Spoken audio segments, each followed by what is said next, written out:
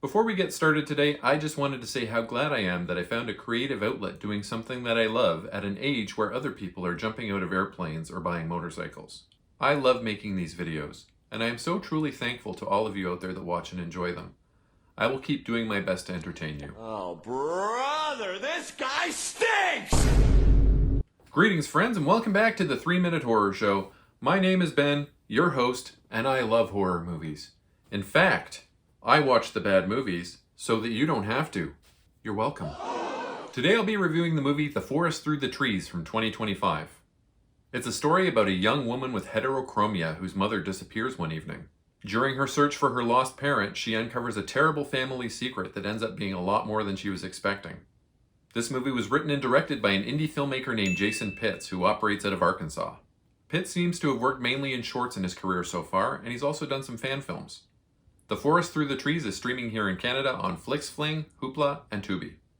A young woman is having a baby, seemingly at home, with her sister acting as a midwife of sorts. The baby is born, a baby girl, and she has heterochromia, which means she has 2 different colored eyes.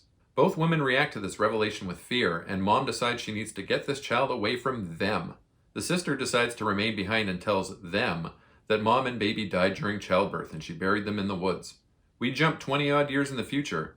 Mom, whose name is Kathy, is enjoying the evening with her partner Ken, a totally jacked older dude, and her daughter Chloe, with heterochromia, is working on a midterm paper on the couch. Ken goes up for a shower and Kathy finds the flowers that someone has left for her in the kitchen. They're marigolds and they come with a note that says, "Time to come home." Kathy freaks out, packs a bag, and leaves everyone behind immediately. Science lessons with Ben. Since heterochromia plays such a major part in this movie, let's talk a little bit about heterochromia. Heterochromia is a rare genetic condition that affects less than 1% of the human population. Simply put, it's when someone's eyes are 2 different colors.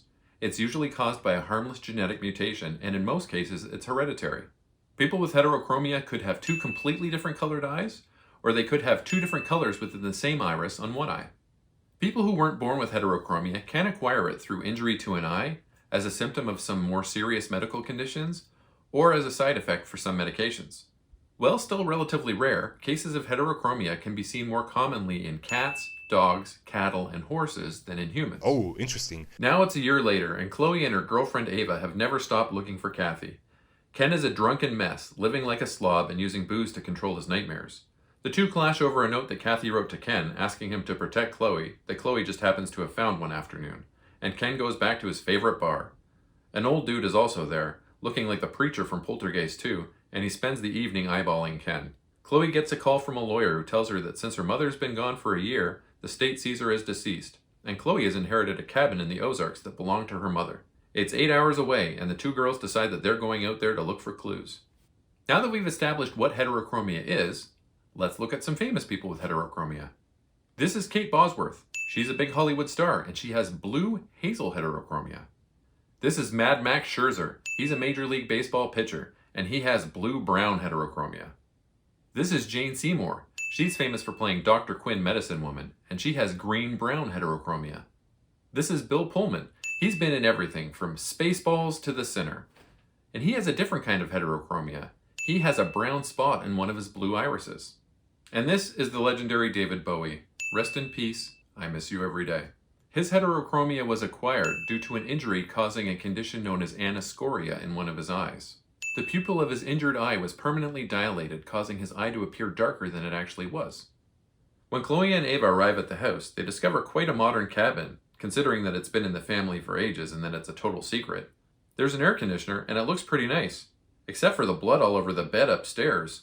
The young women find some books and documents in the cabin, and they go through all that stuff trying to get some information on Mom and her history.